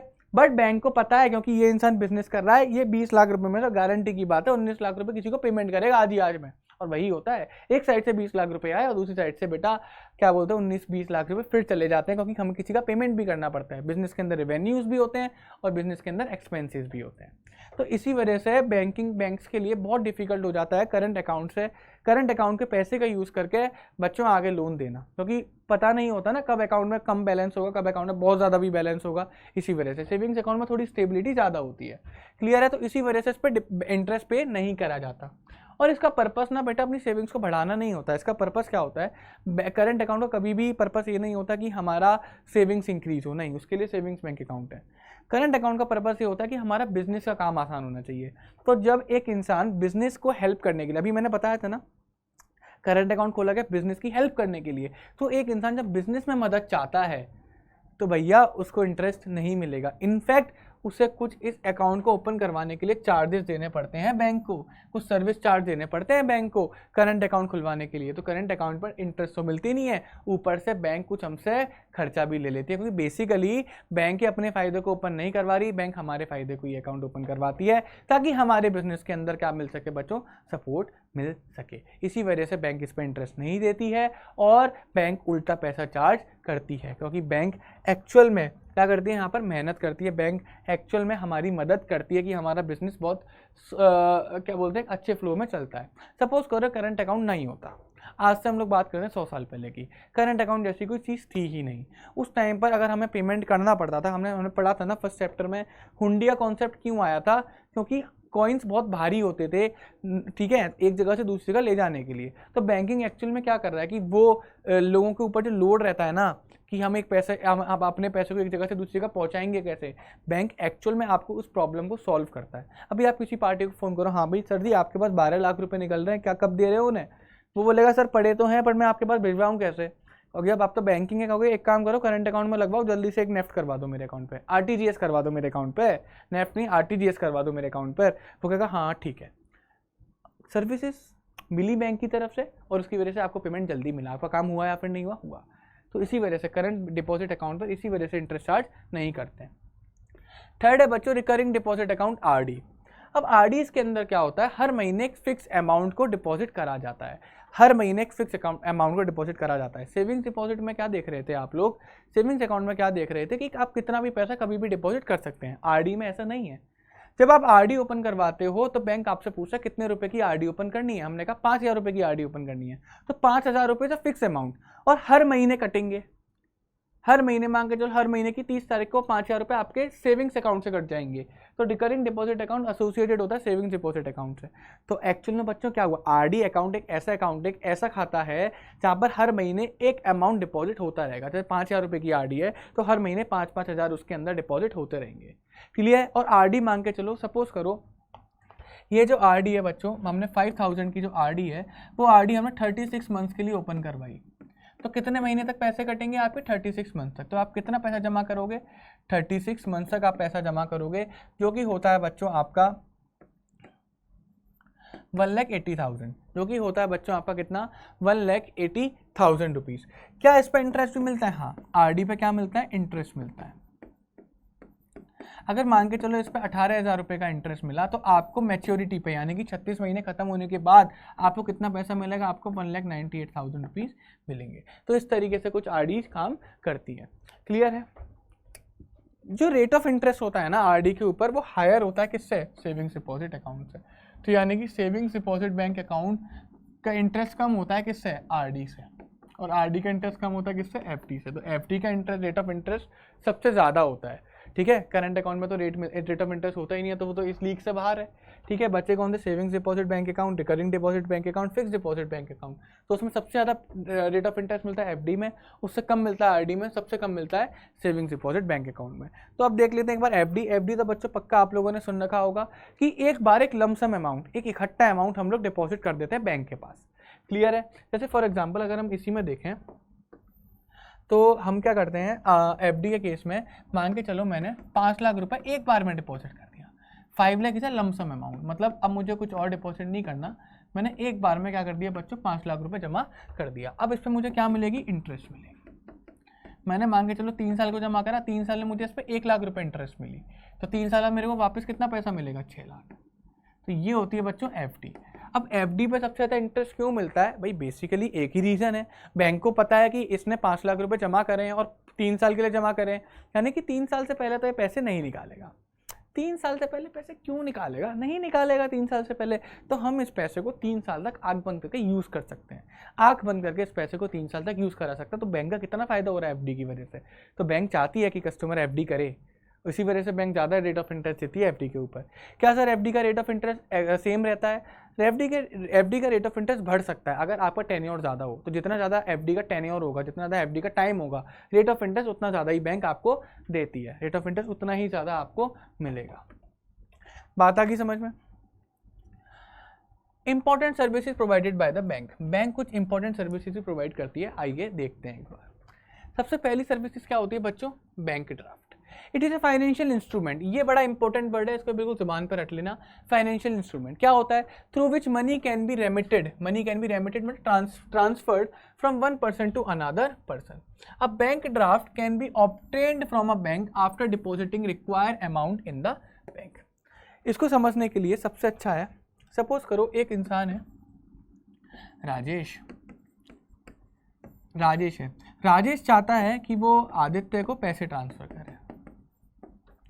कितना, 1 लाख रुपए। राजेश चाहता है कि मुझे आदित्य को 1 लाख रुपए ट्रांसफर करने हैं, यानी कि पर्सन टू पर्सन ट्रांसफर करना है पैसों का। बिल्कुल सही बात है। राजेश गया बैंक के पास, किसके पास, एसबीआई के पास। राजेश ने एसबीआई से बोला कि प्रिपेयर अ बैंक ड्राफ्ट। उसने क्या बोला एसबीआई से, राजेश ने बच्चों एसबीआई से बोला कि prepare a bank draft, prepare a bank draft. कितने रुपए का, ऑफ ₹1 लाख। तो क्या एसबीआई ये कहने पर इसके लिए 1 लाख रुपए का बैंक ड्राफ्ट बना देगी? नहीं। एसबीआई राजेश को बोलेगी कि भाई सुन, तेरे को 1 लाख का बैंक ड्राफ्ट चाहिए, मिलेगा, बट तुझे पहले मेरे को 1 लाख रुपए देने पड़ेंगे। तो राजेश क्या करेगा, पहले एसबीआई को 1 लाख रुपए देगा। पहले राजेश 1 लाख रुपए एसबीआई को देगा, साथ में डिटेल्स भी देगा। डिटेल्स मतलब नेम, डिटेल्स मतलब बच्चों नेम भी देगा कि किस नाम पर पैसे डिपॉजिट करवाने। तो एसबीआई क्या करेगा, एक डीडी बना देगा, एक डीडी मतलब डिमांड ड्राफ्ट या फिर बैंक ड्राफ्ट बना देगा। उस बैंक ड्राफ्ट पे लिख देगा कि पैसा किसको जाएगा, पैसा जाएगा आदित्य को, पैसा जाएगा आदित्य को जाएगा। क्लियर है या नहीं है ना। और उसके ऊपर राजेश के सिग्नेचर हो जाएंगे। मान के चलो ये लो राजेश ने सिग्नेचर कर दिया और 1 लाख रुपए का ऐसा कुछ है, मैंने बहुत शॉर्ट में आप लोगों को बता दिया है। ऐसा कुछ ड्राफ्ट बनाकर दे देगा। अब ड्राफ्ट वापस किसके पास आ जाएगा, राजेश के पास आ जाएगा। तो राजेश ने एसबीआई को 1 लाख रुपए दिए, एसबीआई ने उस 1 लाख का ड्राफ्ट बना दिया। क्या अब बच्चों ये ड्राफ्ट सेफ है या नहीं है, जल्दी बताओ, क्या ये ड्राफ्ट सेफ है? हाँ, ये ड्राफ्ट सेफ है। मतलब ऐसा नहीं हो सकता कि अगर ये ड्राफ्ट आदित्य के पास पहुंचेगा तो ये ड्राफ्ट बाउंस हो जाएगा, ड्राफ्ट कैंसिल हो जाएगा, ऐसा नहीं होगा।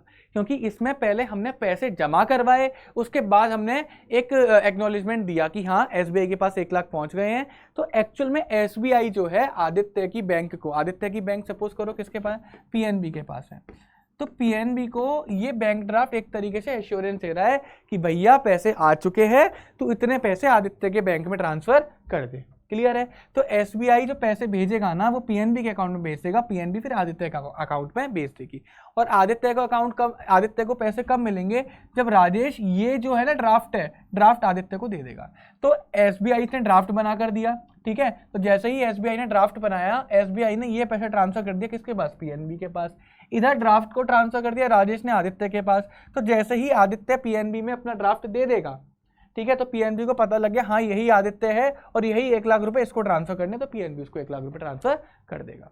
ठीक है। और ये ऑल ओवर इंडिया कहीं पर भी हो सकता है, ठीक है। अगर आप मान के चलो मैं यहाँ नोएडा में बैठकर एक ड्राफ्ट बनाता हूँ तो कोई भी कन्याकुमारी में बैठकर उस ड्राफ्ट को एनकैश करवा सकता है, कोई प्रॉब्लम नहीं है। बात आ गई समझ में। बेसिकली ड्राफ्ट के अंदर जो आपको याद करने वाली है क्या, पैसे पहले कट जाते हैं, पहले पैसे डिपॉजिट करोगे तभी ड्राफ्ट बनेगा, उसके बाद ड्राफ्ट नहीं बनेगा। आइए देखते हैं। तो अ bank draft can be obtained from a bank after depositing the required amount. बेटा बैंक तभी ड्राफ्ट बना कर देगा जब आप एक अमाउंट को, जो जितने का ड्राफ्ट बनवाना है उस अमाउंट को क्या कर दोगे, डिपॉजिट कर दोगे। बेसिकली अगर आपको 1 लाख का ड्राफ्ट बनवाना है तो आपको 1 लाख रुपए से कुछ ज़्यादा पैसा डिपॉजिट करना पड़ता है, क्योंकि बैंक जनरली ड्राफ्ट बनाने का भी कमीशन चार्ज करती है। 1 से 2% यानी कि 1 से 1,500 रुपये जमा करना पड़ता है। सेकेंड होता है bankers cheque. Bankers cheque is like identical to the banker draft, यानी कि बैंक ड्राफ्ट की तरह ही होता है। अच्छा, बैंक ड्राफ्ट को दूसरा हम डिमांड ड्राफ्ट भी बोलते हैं, डीडी, ठीक है, आपने डीडी वर्ड तो पक्का सुना होगा। तो बैंकर चेक भी डीडी की तरह ही होता है, बट बैंकर चेक की जो लिमिटेशन है ना, वो एक सिंगल टाउन तक होती है, एक सिंगल सिटी तक होती है, कि अगर मुझे नोएडा में ही पैसे किसी और को ट्रांसफर करवाने हैं, यानी कि मैं नोएडा से एक डीडी बनवाऊंगा, ठीक है, और वो डीडी जो है नोएडा के किसी पर्सन को देना है, तो मुझे बैंक ड्राफ्ट बनवाने की जरूरत नहीं है, मैं बच्चों बैंकर चेक से भी काम चला सकता हूँ, ठीक है, within the same town. तो this is a document which instruct a bank. बेटा बैंक को इंस्ट्रक्शन ही तो देते हैं, जल्दी से ड्राफ्ट बना। टू पे अ सर्टेन सम, यानी कि इससे ड्राफ्ट बनाने को बोलते हैं, इसका मतलब बैंक को हम इंस्ट्रक्शन दे रहे हैं कि इतना पैसा इसके अकाउंट में जल्दी से ट्रांसफर कर दे। To third party, it is a kind of bank draft. ये बैंक ड्राफ्ट ही होता है which is payable within the town, so it can be called as local bank draft, जिसको लोकल बैंक ड्राफ्ट भी बोला जाता है। Within a single city, within a single town ही इससे आप पैसा ट्रांसफर कर सकते हो, बिल्कुल सेम है, बाकी बैंक ड्राफ्ट की तरह होता है। थर्ड है बच्चों ओवरड्राफ्ट। ओवरड्राफ्ट अभी हम पीछे मैंने आपको होल्ड पे रखवाया था, क्या होता है ओवरड्राफ्ट। सुनो मेरी बात ध्यान से, सुनो मेरी बात ध्यान से कि what do you mean by the overdraft. Overdraft का मतलब होता है बच्चों एक्सेस विड्रॉल फैसिलिटी। एक एग्जांपल से मैं आपको समझाता हूं जो कि आपको समझना बड़ा आसान हो जाएगा। एक पर्सन है परम। अच्छा, ओवरड्राफ्ट फैसिलिटी करंट अकाउंट में मिलती है ना। हाँ, परम के करंट अकाउंट में बच्चों मान के चलो 1 लाख रुपए पड़े हैं। परम के करंट अकाउंट में बच्चों 1 लाख रुपए पड़े हुए हैं। क्लियर है, करंट अकाउंट में परम के 1 लाख रुपए पड़े हैं। परम चाहता है, परम वांट्स टू विड्रॉल, और परम के पास मैं कहता हूं ओडी फैसिलिटी, यानी कि ओवरड्राफ्ट फैसिलिटी कितने की है।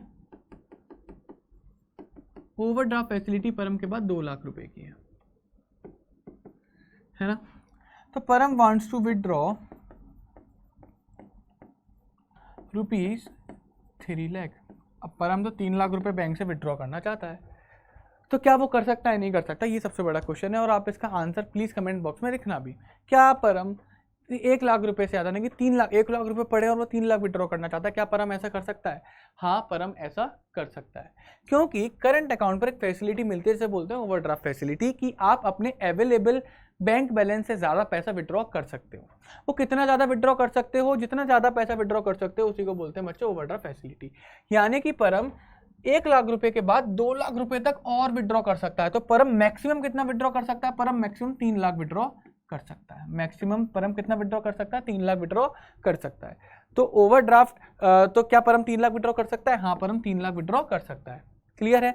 3 लाख में से 1 लाख तो उसके पास खुद थे, वो तो उसका खुद का पैसा था, बट जो 2 लाख थे वो क्या था बच्चों, ओवरड्राफ्ट था। अब मेरे को एक बात बताओ, क्या ओवरड्राफ्ट पे इंटरेस्ट चार्ज होता है। हाँ जी बिल्कुल, अगर बैंक एक तरीके से लोन ही तो है, तो क्या ओवरड्राफ्ट पे बैंक इंटरेस्ट लेगी। हाँ जी बिल्कुल लेगी। क्लियर है। तो मेरे को एक बात बताओ कि ओवरड्राफ्ट 3 लाख पर दिया, जो इंटरेस्ट है वो 3 लाख पर दिया जाएगा, 1 लाख पर दिया जाएगा, 2 लाख पर दिया जाएगा। ये फिर एक क्वेश्चन राइज हुआ बच्चों, जो इंटरेस्ट होगा ना वो 2 लाख रुपए के ऊपर दिया जाएगा, यानी कि इस पे इंटरेस्ट दिया जाएगा, क्योंकि यही तो लोन का अमाउंट है। अगर 3 लाख पे इंटरेस्ट लगा देंगे तो पर हम लड़ने नहीं पहुंच जाएगा कि पागल हो क्या, 3 लाख में से 1 लाख तो मेरे, तो उस पर क्यों इंटरेस्ट लगा रहे हो, वो थोड़ा ना मैंने लोन की तरह लिया है। जितना पैसा लोन की तरह लिया जाएगा उतने पे ही तो इंटरेस्ट लगेगा। पर हम बोलेगा 3 लाख निकाले थे भैया, 1 लाख जिसमें मेरा था, 2 लाख ओवरड्राफ्ट थे, तो 2 लाख रुपए मैंने लोन की तरह लिया है, तो आप 2 लाख पर इंटरेस्ट लगाओ, तो 2 लाख रुपए पे इंटरेस्ट लगेगा। आओ देखो, under this arrangement a customer having current account, overdraft facility is not available on savings account, ठीक है, तो is allowed to withdraw more than the balance is in account. परम के अकाउंट में कितना बैलेंस था, 1 लाख, परम ने कितना निकाला, 3 लाख था, परम ने 3 लाख निकाला, हाँ निकाला, 2 लाख रुपए क्या था, 2 लाख रुपए overdraft. Interest is charge on such amount मतलब ओवरड्राफ्ट अमाउंट, सच अमाउंट मतलब ओवरड्राफ्ट अमाउंट, जितना पैसा एक्स्ट्रा निकाला उतने पैसे पे इंटरेस्ट चार्ज करा जाएगा। फोर्थ है बच्चों cash credit. Under this arrangement the borrower is allowed to withdraw up to certain limit against security. अच्छा, ये ओवरड्राफ्ट क्या होता है, अनसिक्योर्ड होता है, यानी कि इसके अगेंस्ट में आपको कोई चीज़ गिरवी नहीं रखनी पड़ती। कैश क्रेडिट भी कुछ ऐसा ही होता है, बट कैश क्रेडिट के अगेंस्ट में कुछ चीज़ आपको गिरवी रखनी पड़ती है। एक एग्जाम्पल लेता हूँ। फॉर एग्जाम्पल परम ने क्या करा, परम ने एक मैं कहता हूँ एक छोटी वो ली थी, ट्रांसपोर्ट व्हीकल लिया था। सपोज करो उसने टाटा 420 लिया। एक ट्रक आता था पहले, अभी भी आता है पता नहीं, टाटा 420 लिया। एक ट्रक होता है, छोटा ट्रक होता है, ठीक है, जिसमें सामान इधर से उधर जाता है। परम बिजनेस कर रहा है, ठीक है। परम ने टाटा 420 के लिए, परम के पास एक टाटा 420 है। परम चाहता है कैश क्रेडिट लेना, कैश क्रेडिट। तो बैंक क्या करेगा, बैंक बोलेगा सुनो आप टाटा 420 को हमारे पास गिरवी रख दो, एज अ सिक्योरिटी टाटा 420 को बैंक के पास डिपॉजिट कर दो, आप उसके अगेंस्ट में आपका टाटा 420 12 लाख का है तो हम आपको 7 लाख रुपए लोन दे देंगे। तो ऐसा जब लोन मिलता है इसी को बोलते हैं बच्चों कैश क्रेडिट। तो कैश क्रेडिट भी एक लोन की तरह होता है। Under this arrangement the borrower allowed to withdraw up to a certain limit. Borrow एक सर्टेन लिमिट तक विड्रॉ कर सकता है, लेकिन अगेंस्ट सिक्योरिटी कि इसके अगेंस्ट में कुछ आपको गिरवी रखना पड़ेगा, कुछ आपको बैंक को भरोसा देना पड़ेगा कि हाँ अगर हमने पैसा नहीं दिया तो टाटा 420 तेरा। बात समझे आप फिर नहीं समझे? बिल्कुल। फिफ्थ होता है बच्चों short medium long term loan. A loan is a lump sum advance prepayable on expiry of a specified period. It may be secured, it may be unsecured. The loan may be repaid in easy monthly installment. Loan क्या होता है, आपने एक पैसा bank से इकट्ठा ले लिया। सपोज करो मैंने पैसे बैंक से 10 लाख रुपए उधार ले लिए, 10 लाख रुपए उधार ले लिए।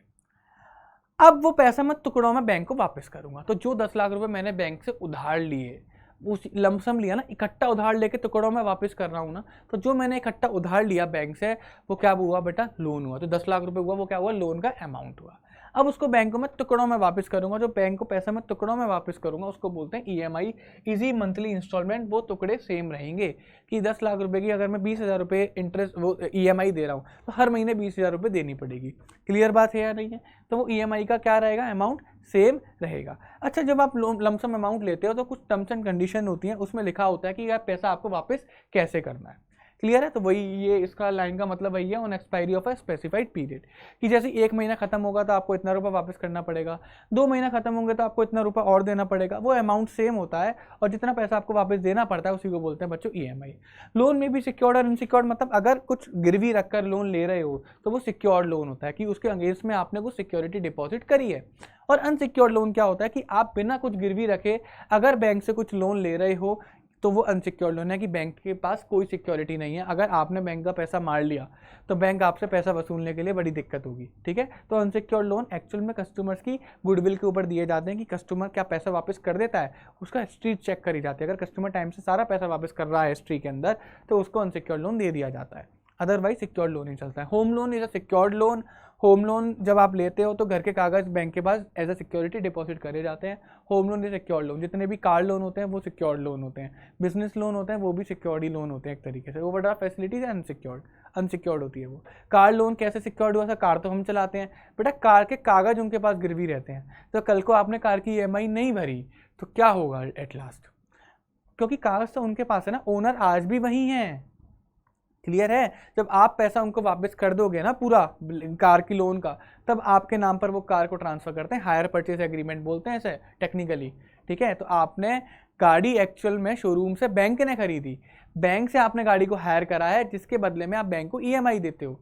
बहुत अगर आसान शब्दों में बताऊं इसका मतलब ये होता है, ठीक है।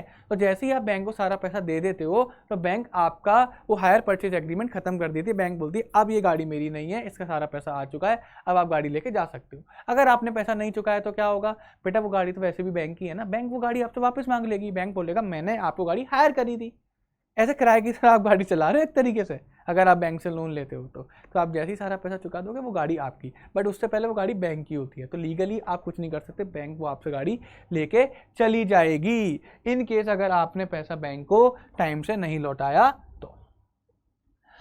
अब बैंक जो नेक्स्ट एक जो अभी रिसेंटली मतलब पिछले कुछ 10-15 साल के अंदर एक टर्म बढ़ा आ रहा है, e banking, electronic banking, electronic payment, electronic transfer. ये क्या होता है सर, आइए देखते हैं। Sir digital payment, electronic functions of bank, e banking, ये सब एक ही चीज़ होती है, यानी कि banking which is related to the internet. Simple. Electronics यानी कि इलेक्ट्रॉनिक आइटम, कंप्यूटर, मोबाइल, ठीक है, ये इलेक्ट्रॉनिक आइटम्स होते हैं। इनके साथ अगर मैं इंटरनेट को जोड़ दूं, इनके साथ मैं बैंकिंग को जोड़ दूं, तो बन गया बच्चों आपका डिजिटल पेमेंट, बन गया बच्चों आपका ई बैंकिंग। यानी कि banking which can be done on a electronic device having internet connection is called E banking. Simple. यानी कि आप पैसे ट्रांसफर कर सकते हो मोबाइल पर, हाँ कर सकते हैं, करते हैं हम लोग मोबाइल पे पैसा ट्रांसफर। हम अपने घर पे बैठे बैठे, मोबाइल एक electronic device which is connected through internet, हम उसके थ्रू पैसा ट्रांसफर कर सकते हैं। समझे? तो जो आप इलेक्ट्रॉनिक डिवाइस के थ्रू बैंकिंग करते हो विदाउट एनी पर्सन नहीं होता उसके अंदर इंक्लूडेड, बैंक का कोई पर्सन इंक्लूडेड नहीं है। बैंक ने आपको एक फैसिलिटी दी कि आप अपने इलेक्ट्रॉनिक डिवाइस से ऊपर सारी बैंकिंग फैसिलिटीज को ले सकते हो। उसी को बोलते हैं बच्चों क्या, ई बैंकिंग। सबसे पहले ई बैंकिंग में सबसे जो इंपॉर्टेंट वो होता है डेबिट कार्ड। डेबिट कार्ड एक प्लास्टिक कार्ड होता है, पता ही होगा बच्चों आप लोगों को। डेबिट कार्ड आपने देखा होगा, एक एटीएम कार्ड जिसे हम लोग बोलते हैं ना। डेबिट कार्ड एक प्लास्टिक कार्ड होता है। क्या काम होता है डेबिट कार्ड का? डेबिट कार्ड का काम जो होता है बच्चों, वो होता है ऑनलाइन पेमेंट करना। आप उससे ऑनलाइन पेमेंट कर सकते हो, आप उससे ऑनलाइन पैसे विड्रॉ कर सकते हो, ऑनलाइन पैसे डिपॉजिट भी कर सकते हो बेसिकली। क्लियर है? डेबिट कार्ड एक तरीके से आपका ऑथराइज्ड कार्ड होता है, ऑथराइजेशन कार्ड होता है, एक्सेस कार्ड मैं बोल सकता हूँ, जिसके थ्रू आप ऑनलाइन अपने अकाउंट को एक्सेस कर सकते हो। फॉर एग्जाम्पल आपने ऑनलाइन कोई प्रोडक्ट परचेज करा, अब उसका ऑनलाइन पेमेंट करना है तो आप डेबिट कार्ड के थ्रू कर सकते हो। क्लियर है? आप कहीं दुकान पे गए, आपके पास कैश नहीं पड़ा, आप अगर उसके पास मशीन होगी तो आप डेबिट कार्ड के थ्रू उसका पेमेंट कर सकते हो। ठीक है? आप एटीएम से जाकर डेबिट कार्ड के थ्रू कैश भी विड्रॉ कर सकते हो, आप एटीएम पे जाकर डेबिट कार्ड के थ्रू कैश भी डिपॉजिट कर सकते हो। क्लियर बात है या नहीं है? बट बेसिकली डेबिट कार्ड जो पैसे आपके काटेगा ना, वो आपके बैंक अकाउंट से ही काटेगा। अगर आपके बैंक अकाउंट में 50,000 पड़े हैं तो जितना भी आप ट्रांजेक्शन करोगे, जितना भी आप पेमेंट करोगे डेबिट कार्ड के थ्रू, वो पैसा आपके 50,000 रुपये में से ही कटेगा। क्लियर है? और अगर आप डेबिट कार्ड के थ्रू जो पैसा डिपॉजिट करोगे तो वो पैसा भी 50,000 रुपये में जाके प्लस हो जाएगा। तो actually debit card is linked with the savings deposit bank account. तो आप डेबिट कार्ड के थ्रू अपने सेविंग्स डिपॉजिट बैंक अकाउंट से ट्रांजेक्शन कर सकते हो। क्लियर है? Without going to the bank. ठीक है? आपने एक मशीन में कार्ड लगाया, आपने 5,000 का पेमेंट करा, तो सामने जिसकी मशीन होगी, जिसको आप पेमेंट कर रहे हो, उस पर 5,000 रुपये उसके अकाउंट में पहुंच जाएंगे और आपके अकाउंट से 5,000 रुपये कट जाएंगे। अब ऐसा क्यों हुआ? डेबिट कार्ड के थ्रू हुआ। पैसे कहाँ से कटे? आपके खुद के बैंक अकाउंट से। कोई उधारी नहीं है इसके अंदर, उधार जैसा कोई शब्द नहीं आता। तो it is a facility offered to account holders. एक फैसिलिटी होती है जो कि अकाउंट होल्डर्स को ऑफर करी जाती है to make payment up to the amount of credit balance. मेरी बात यहाँ पर ध्यान से सुनो। मेरा अकाउंट है, मेरे अकाउंट में अगर आज की डेट में 75,000 पड़े हैं तो मैं डेबिट कार्ड से मैक्सिमम कितना पेमेंट कर सकता हूँ? 75,000। यहाँ पे क्रेडिट बैलेंस का मतलब लोन मत समझ लेना। क्रेडिट बैलेंस का मतलब हो गया the balance which is available in your bank account. वो बैलेंस क्रेडिट होता है। अभी आप अकाउंटेंसी में पढ़ोगे बैंक रिकंसिलिएशन स्टेटमेंट, तब आपको समझ में आएगा कि वो बैलेंस क्रेडिट क्यों होता है। तो बैंक अकाउंट में जो आपके पैसा पड़ा होता है ना, वो पैसा एक्चुअल में क्रेडिट बैलेंस होता है। बात आई समझ में? आप नहीं है उसको लोन की तरह ट्रीट मत करना, एक्चुअली आपका खुद का बैलेंस है। तो जितना बैंक में आपके पास क्रेडिट बैलेंस पड़ा होगा, विपुल के अकाउंट में क्रेडिट बैलेंस 75,000 पड़ा था, तो विपुल डेबिट कार्ड से मैक्सिमम 75,000 तक की ट्रांजेक्शन कर सकता है। बात आ गई समझ में? सेकंड ऐसा credit card. Credit card exactly बिल्कुल डेबिट कार्ड की तरह वर्क करता है।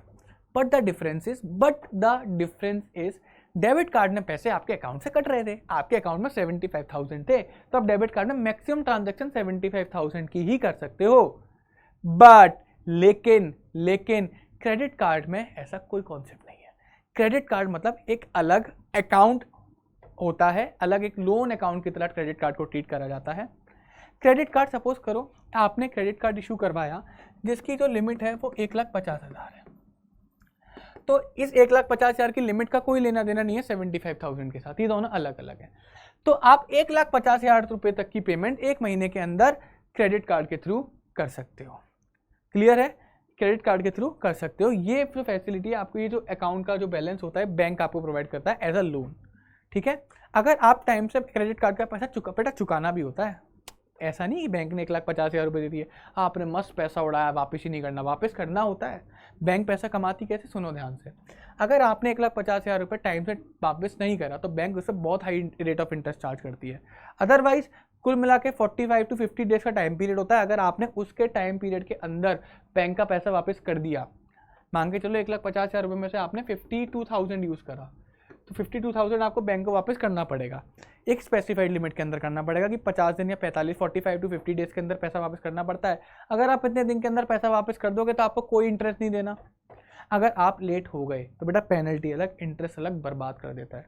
ठीक है, तो अभी हम बर्बादी को छोड़ते हैं, अभी हम समझते हैं क्रेडिट कार्ड क्या होता है। क्रेडिट कार्ड बैंक अकाउंट की तरह ही होता है without having balance in it. इसके अंदर बैलेंस नहीं होता, मतलब खुद का अपना कोई बैलेंस नहीं होता, हम कुछ पहले से पैसे इसके अंदर डाल के नहीं रखते, एक तरीके से बिल्कुल उधार होता है। बैलेंस यहाँ पे जो 1,50,000 रुपये बताया, मतलब ये था कि आप कितना मैक्सिमम क्रेडिट कार्ड का यूज़ कर सकते हो, इतना बैलेंस आपके पास अवेलेबल है। It enables the credit card holders to have overdraft facility, ये भी एक तरीके से ओवरड्राफ्ट फैसिलिटी है, up to a fix limit. Fix limit कितनी है, 1,50,000, depending upon the credit worthiness of the party. क्या ये क्रेडिट कार्ड हर किसी को इशू हो जाता? नहीं। जिस इंसान की सिबिल अच्छी हो, सिबिल मतलब एक ऐसा स्कोर जो कि ये बताता है कि ये इंसान लोन के प्रति कितना लॉयल है, कि लोन लेके वापस कर देता नहीं कर सकता। तो जो इंसान लोन लेके टाइम टू टाइम वापस करते रहते हैं उनके पास बहुत सारे क्रेडिट कार्ड्स के ऑफर होते हैं। बट जो इंसान लोन लेके वापस टाइम से नहीं करते, जनरली उनको क्रेडिट कार्ड इतनी आसानी से नहीं मिलता। तो क्रेडिट वर्दीनेस मतलब इंसान की लॉयल्टी चेक करी जाती है related to the loans. Third है बच्चों आरटीजीएस, ये बड़ा इंपॉर्टेंट है। आरटीजीएस मतलब एक बैंक अकाउंट से दूसरे बैंक अकाउंट में पैसा ट्रांसफर करना, एक बैंक अकाउंट से दूसरे बैंक अकाउंट में पैसा ट्रांसफर करना। अब उसके कुछ सिस्टम्स होते हैं, आओ देखो। RTGS are the funds transfer system where a transfer of money और securities takes place from one bank to another. यानी कि जब हम एक बैंक अकाउंट से दूसरे बैंक अकाउंट में पैसा ट्रांसफर करेंगे तो हम किसका यूज़ करते हैं, आरटीजीएस का यूज़ कर सकते हैं। बट ट्रांजैक्शंस बच्चों 2 लाख या से ज़्यादा होनी चाहिए। ट्रांजैक्शन 2 लाख रुपए से क्या होनी चाहिए, ज़्यादा होनी चाहिए। ठीक है, आरटीजीएस कहाँ पर एप्लीकेबल होगा, जहाँ पे अमाउंट ऑफ ट्रांजैक्शन 2 लाख रुपए से ज़्यादा होगा, वहीं पर आप आरटीजीएस यूज़ कर सकते हो। On a real time on cross basis. Real time का मतलब क्या हुआ, व्हेन इनिशिएटेड, मतलब जिस टाइम पर आप आरटीजीएस करने बैठे पैसा उसी टाइम पर ट्रांसफर हो जाएगा, यहां पर कोई वेट नहीं करना होता। पहली बात, रियल टाइम का मतलब जब आपने इनिशिएट कर दी ट्रांजैक्शन उसी टाइम पर आपका पैसा एक अकाउंट से दूसरे अकाउंट में ट्रांसफर हो जाएगा। यहाँ पर वेटिंग सिस्टम नहीं है, यहाँ पर कोई भी वेटिंग सिस्टम नहीं है। ग्रॉस बेसिस का मतलब one on one basis, one on one basis, यानी कि आप बैंक ऐसा नहीं देखते कि पहले 10 लोग आरटीजीएस करने को बोलेंगे हम तभी आरटीजीएस करेंगे, नहीं नहीं नहीं। बैंक बोलेगी एक जने ने आरटीजीएस करने को बोला, उसका आरटीजीएस कर दो 1 by 1, कोई इकट्ठा नहीं करना आरटीजीएस को। एक जना बोल रहा है एक जने का कर दो, 2 जने बोल रहे हैं 2 जने का कर दो, हमें कोई मतलब नहीं है कितने आरटीजीएस होने चाहिए। क्लियर है नहीं क्लियर है, वन ऑन वन बेसिस, यानी कि अगर एक बंदा भी आरटीजीएस करने को बोला तो उसका आरटीजीएस इंडिविजुअली करा जाएगा, अलग से करा जाएगा, उसके साथ किसी का आरटीजीएस मिक्स नहीं होगा। बात समझे नहीं समझे, ये बात और अच्छे समझ में आ जाएगी जब एनईएफटी पढ़ोगे, नेशनल इलेक्ट्रॉनिक फंड ट्रांसफर पढ़ोगे। Under this the fund is directly transferred from one account to another, same RTGS वाला काम होता है। Direct transfer help both the party from inconvenience of drawing cheques, depositing cheques etcetera. में cheque का झंझट खत्म हो जाता है क्योंकि पैसा आप घर पे बैठे बैठे भी ट्रांसफर कर सकते हो। The key difference between NEFT and RTGS is that RTGS is on gross settlement basis, whereas NEFT is on net settlement basis। यहाँ पर बात को समझ के देखना। नेफ्ट में बच्चों बेसिकली क्या होता है, नेफ्ट में बच्चों बेसिकली क्या होता है, नेफ्ट में बच्चों को टाइम स्लॉट बना के रखे होते हैं। जैसे नेफ्ट 12 बजे करा जाएगा, नेफ्ट फिर 2 बजे करा जाएगा, नेफ्ट फिर 4 बजे करा जाएगा, ऐसे करके। अब होता क्या है कि 12 से 2 के बीच में सपोज करो 15 पीपल ने नेफ्ट करा। अच्छा, नेफ्ट जो होता है वो 2 लाख तक की ट्रांजैक्शन के लिए एप्लीकेबल होता है। अगर आपको 2 लाख तक ट्रांसफर करने हैं तो आप नेफ्ट के थ्रू कर सकते हो, आपको 2 लाख से ज़्यादा ट्रांसफर करना है आप आरटीजीएस के थ्रू कर सकते हो। अब यहाँ पे समझो, मान के चलो 12 बजे से 2 बजे के बीच में 15 लोगों ने नेफ्ट करने की एप्लीकेशन बैंक को दी। तो बैंक क्या करेगी, बैंक 12 बजे के बाद जो अगला नेफ्ट करेगी वो 2 बजे करेगी। लेकिन अब आप क्या समझे कि आरटीजीएस में तो जब आपने बोला आरटीजीएस कर, बैंक ने तभी कर दिया, रियल टाइम बेसिस पे कर दिया। बट यहाँ पर ऐसा नहीं है, यहाँ पर रियल टाइम में नहीं है, यहाँ पर आपको वेट करना पड़ेगा। कब से, 12 बजे के बाद 2 बजे तक का वेट आपको करना पड़ेगा। तो 2 बजे अगर 15 लोगों के नेफ्ट की एप्लीकेशन आई तो बैंक इकट्ठा 15 लोगों का पैसा एक साथ नेफ्ट करेगी। मतलब आरटीजीएस में तो सर 1 बाई 1 हो रहा था कि अगर एक जने ने एप्लीकेशन डाली है तो उसका हम ट्रांसफर कर देते थे, यहाँ पर नहीं है। यहाँ पर लोगों का बंडल बनाया जाता है, लोगों को इकट्ठा करा जाता है। अच्छा 12 से 2 के बीच में 15 लोगों की एप्लीकेशन आई है ना नेफ्ट की, कोई नहीं 2 बजे हमें नेफ्ट करना है, 2 बजे 15 लोगों का नेफ्ट कर देना। तो यहाँ पर 2 बजे तक का तो 12 से 2 वेट करवाया पहली चीज़। तो नेट सेटलमेंट ग्रॉस सेटलमेंट नहीं बच्चों, नेट सेटलमेंट बात आई। नेट सेटलमेंट सॉरी, मतलब आपको लोगों को वेट करवाना पड़ा। क्लियर बात है नहीं, रियल टाइम में नहीं होता, यहाँ पे थोड़ा सा वेट करना पड़ता है। यहाँ पर बच्चों थोड़ा सा क्या करना पड़ता है, वेट करना पड़ता है। तो एनईएफटी अंडर दिस फंड वही सेम आरटीजीएस जैसा होता है, बट अमाउंट 2 लाख तक का होता है। यहाँ पे 2 लाख इससे ज़्यादा होता है, यहाँ पे मोर देन 2 लाख होता है। यहाँ पे बच्चों मोर देन 2 लाख होता है, जहाँ जो अमाउंट होगा वो मोर देन 2 लाख होगा। यहाँ पर 2 लाख तक का अमाउंट होता है। तो अगर 2 लाख तक करने हैं एनईएफटी के थ्रू कर सकते हो। एनईएफटी में वेट करना पड़ेगा, पहले कस्टमर्स के बंडल बनाए जाते हैं, देन उसी के बाद पैसा ट्रांसफ़र होता है। बात आई समझ में। बट आरटीजीएस के केस में क्या होता है कि आप 2 लाख से ऊपर ट्रांसफ़र कर सकते हो। यहाँ पर कोई वेट नहीं करना, जब आपने बोला आरटीजीएस कर, बैंक तभी आरटीजीएस कर देगी। बैंक आपका आरटीजीएस इंडिविजुअली अकेले करेगी, वो किसी और का वेट नहीं करेगी कि कोई कस्टमर्स का बंडल नहीं बनाएगी। नेफ्ट में बंडल भी बनेगा, वेट भी करना पड़ेगा। ठीक है। नेक्स्ट बच्चों क्या होता है, ATM automated teller machine. What do mean मतलब teller? Teller is a person जो आपका पैसा डिपॉजिट करता है और जो आपका पैसा विड्रॉ करता है। बैंक में जाते हो ना, आप देखते हो सामने, सर पैसा डिपॉजिट कर लो, सर पैसा निकाल कर देते हो, तो ही इज अ टेलर। ठीक क्लियर है। अब ऑटोमेटेड टेलर मतलब वो मशीन जो कि टेलर का काम करेगी ऑन एन ऑटोमेटेड बेसिस। वहाँ पे किसी पर्सन की जरूरत नहीं, ऑटोमेटिकली मशीन आपका पैसा डिपॉजिट भी करेगी, आपका पैसा विड्रॉ भी करेगी। और इस मशीन को क्या चाहिए होता है, डेबिट कार्ड चाहिए होता है। The person who makes payment and accept deposit in a bank is known as a teller. मैंने बता दिया। The ATM refers to the mechanical and automatic teller machine which can do a teller job. और teller की नौकरी खा रही है बच्चों, टेलर का काम कर रही है ऑटोमेटिकली। बैंक क्यों रखेगा टेलर? 24 hours a day. ये 8 घंटे से ज़्यादा काम नहीं करता इंसान, और मशीन उसकी जगह पर 24 घंटे काम करेगी। आप जब भी एटीएम आप खोलें, आप एटीएम चले जाना, आप एटीएम में पैसा विड्रॉ भी कर सकते हो, एटीएम में पैसा डिपॉजिट भी कर सकते हो at less than half the cost of human teller. Basically बता रहा है एटीएम ने ह्यूमन टेलर की नौकरी खाने पर तुलाई है। आज भी बैंक के अंदर ह्यूमन टेलर्स होते हैं, मैं मना नहीं कर रहा, नहीं होते, बट एक्चुअल में कम हो गए, उनके ऊपर से काफ़ी लोड हल्का हो गया है। अगर आप बैंक में जाओगे, पैसा निकालने जाओगे, वो आप 5-10 हज़ार रुपये निकाले, छूट से बोलेगा एटीएम नहीं था, ऐसे बोलेगा छूट से, क्योंकि उसे पता है कि उसके ऊपर फालतू का लोड आ रहा है। ये इतना पैसा तो एटीएम से जाके भी तुम निकाल सकते हो ना, इसी वजह से। तो एक्चुअल में ह्यूमन टेलर का काम करती है ऑटोमेटिक टेलर मशीन। वो ऑटोमेटिक पैसा डिपॉजिट भी करेगी और पैसा विड्रॉ भी करेगी। तो बात आई समझ में। ई कैश और डिजिटल कैश, ये क्या होता है? ये तो आज की डेट में हमें पता है ना, Paytm wallet, PhonePe wallet, UPI, Bhim, ये सब चीज़ हम यूज़ करते हैं ना, अमेजोन पे, ये सब क्या होता है बच्चों? हमारे डिजिटल कैश होता है। डिजिटल कैश यानी कि वो पैसा जो कि हमें एज अ कैश यूज़ कर सकते हैं, बट फिजिकल कैश की तरह नहीं, डिजिटल कैश की तरह। आप डिजिटली उस पैसे को ट्रांसफर कर सकते हैं एक जगह से दूसरी जगह पर। It is a new concept of online payment system. New concept है, बहुत पहले आ चुका था, बट इसको जो पुश मिला वो नोटबंदी के बाद, यानी कि डिमोनेटाइजेशन के बाद मिला। E cash is use over internet, email और पर्सनल कंप्यूटर और ऑन मोबाइल, किसी पे भी आप यूज़ कर सकते हो। The user must have e cash software program, उसके पास एक सॉफ्टवेयर होना चाहिए। फॉर एग्जांपल पेटीएम होना चाहिए, भीम होना चाहिए, ठीक है। And e cash bank account from where e cash can be withdrawn or deposited. और उसके बाद एक ई कैश बैंक अकाउंट भी होना चाहिए, यानी कि एक यूपीआई अकाउंट भी उसके पास होना चाहिए। आपका सेविंग्स बैंक अकाउंट एक आपकी यूपीआई बैंक अकाउंट से ट्रांसफर रिलेट कर दिया जाता है। आपने सामने वाले को पैसा ट्रांसफर करना, आपने उसका स्कैन करा, यानी कि आपके पास उसकी यूपीआई आईडी आ गई, आपने अपनी यूपीआई आईडी से उसको पैसा ट्रांसफर कर दिया। तो बेसिकली यूपीआई आईडी आपके बैंक से पहले पैसा लेगी, फिर आपसे बैंक से पैसा लेकर उसके बैंक अकाउंट में ट्रांसफर करेगी, ठीक है। तो ये होता है बेटा ई कैश। ऐसे तरीके से हम किसी को 10 रुपये देते हैं ना, कैश निकाल के नहीं, आपने इलेक्ट्रॉनिकली उसको पैसे ट्रांसफर कर दिए, बट उसके लिए सॉफ्टवेयर होना चाहिए, जैसे पेटीएम, भीम, यूपीआई, इस तरीके से अमेजोन पे, फ़ोन पे, गूगल पे। नेक्स्ट जो हमारा टॉपिक है, बहुत छोटा सा टॉपिक है, benefits of e banking to the customer. Customer को क्या बेनिफिट होता है sir? Digital transparency. Digital transparency मतलब जब आप डिजिटली पेमेंट करते हो, आपके पास हर रिकॉर्ड होता है मेंटेन, ठीक है, ट्रांसपेरेंट रिकॉर्ड होता है आपके पास। आप चेक कर सकते हो आपने किस डेट पर कितने बजे किस इंसान को कितने रुपए भेजे, ट्रांसपेरेंट है सब मामला। आप स्टेटमेंट निकाल के चेक कर सकते हो। 24/7 सर्विसेज, जब मन चाहे तब इन सर्विसेज को यूज़ कर सकते हो। कन्वीनियंट है, हाँ कन्वीनियंट है, क्लियर है। मतलब आप इसे घर से यूज़ कर सकते हो, ऑफिस से यूज़ कर सकते हो, ट्रैवलिंग यूज़ कर सकते हो, बस मोबाइल फ़ोन होना चाहिए आपके पास। Financial discipline, e banking inculcates a sense of financial discipline by recording each and every transaction.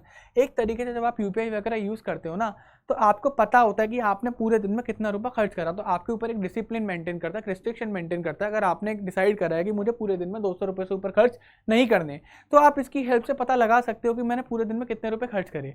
तो यू कैन एक्चुअली बजट आप बनाने में हेल्प करता है आपकी। आप ज़्यादा पैसा खर्च ना करो, उसमें भी एक तरीके से आपकी हेल्प करता है। अनलिमिटेड एक्सेस, हाँ जी भैया अनलिमिटेड एक्सेस। बैंक आपको बार बार जाने की जरूरत नहीं है, आप जितनी भी मन चाहे उसको चेक कर सकते हो। यहाँ पर कोई आपसे नहीं बोलेगा लंच टाइम में बाद में आना, ऐसा कोई कुछ नहीं बोलेगा आपसे। जितनी भी मन चाहे, जितने बजे जाए, जितने भी बार मन चाहे आप इसको एक्सेस कर सकते हैं। लेस रिस्की होता है, there is greater security of the to the customers as they can avoid travelling with cash. अगर आप मैं कहीं घूमने जाना चाहता हूँ तो मैं अपने पास कम कैश लेके चलूंगा, तो मुझे कम डर रहेगा, मुझे कम रिस्क रहेगा। मेरा चोरी हुआ भी तो 2-3 हज़ार रुपये चोरी होंगे, लेकिन पहले ही अगर मैं घूमने जाना होता तो मुझे 20-25 हज़ार रुपये लेके चलने पड़ते थे, जिसकी वजह से बच्चों क्या होता था, ज़्यादा रिस्क होता था। तो डिजिटल पेमेंट्स ने कहीं ना कहीं हम लोग की हेल्प करी है रिस्क को कम करने के लिए। Benefits to the bank, bank को क्या बेनिफिट्स होता है? पहली बात कॉम्पिटिटिव एडवांटेज, बैंक मार्केट में बने रहता है। अगर एक बैंक के पास ई बैंकिंग है, वो इलेक्ट्रॉनिक बैंकिंग प्रोवाइड करवाता है, उसका इंटरनेट बैंकिंग बहुत अच्छी है, तो कस्टमर उस बैंक को ज़्यादा प्रेफर करेगा। सीधी बात है। अगर मैं आज के टाइम में बैंक खुलवाना चाहूँगा तो मैं ये नहीं देखूंगा कि तुम्हारा स्टाफ कैसा है, मैं ये देखूंगा कि तुम्हारी इंटरनेट सर्विसेज कैसी है, क्योंकि साल में एक बार मैं तुम्हारे स्टाफ से डील करूंगा, लेकिन तुम्हारी इंटरनेट बैंकिंग सर्विसेज को दिन में 50 बार यूज़ करूंगा। तो मेरे लिए मैटर तुम्हारा स्टाफ नहीं करता, मेरे लिए मैटर तुम्हारा बैंकिंग सर्विसेज करता है, तुम्हारा इंटरनेट बैंकिंग सर्विसेज करता है। तो इसी वजह से अगर एक बैंक का इंटरनेट बैंकिंग सर्विसेज बहुत अच्छी है तो वो कॉम्पिटिटिव प्रोडक्ट बना रहा है अपने बैंक के लिए कि कस्टमर उनके पास ज़्यादा जाएगा। Unlimited network, sir e banking provides unlimited network to the bank and is not limited to the number of branches. Any PC connected to a modern and telephone can provide cash withdrawal needs of the customer. ये ज़रूरी नहीं कि खाली कुछ bank branches के पास ही facility हो, सर ये ऑल ओवर द बैंक, यानी कि सेंट्रलाइज्ड होता है। हर बैंक के पास अपनी एक डिजिटल सर्विसेज होती हैं, ठीक है, और ये डिजिटल सर्विस सेंट्रलाइज्ड होती है, एक होती हैं। बस आपको क्या चाहिए, एक पीसी चाहिए या एक टेलीफोन चाहिए जो कि इंटरनेट से कनेक्टेड हो, आप वो अपना काम कर सकते हो। रिड्यूस लोड ऑन ब्रांचेस, मैंने अभी बताया था ना कि अगर आपको 5-10 हज़ार रुपये निकालने के लिए टेलर के पास गए तो वो आपको ऐसे देखेगा, पहले क्यों आए हो, एटीएम से नहीं निकाल सकते थे, वो यही बोलेगा, क्योंकि उसके ऊपर फालतू लोड बढ़ रहा है ना, ये काम तो मशीन भी उसके लिए कर रही है। तो बैंक खुद चाहते हैं कि आप इंटरनेट सर्विसेज को यूज़ करो सो डैट उनके पास से लोड कम हो। जब उनके पास से लोड कम होगा तो बेटा वो अपने नंबर ऑफ पर्सनल कम करेंगे, यानी कि एम्प्लॉयज़ कम करेंगे, बैंक का कॉस्ट बचेगा, क्योंकि मशीन एक्चुअल में आधे रेट में उनके लिए काम कर रही हैं।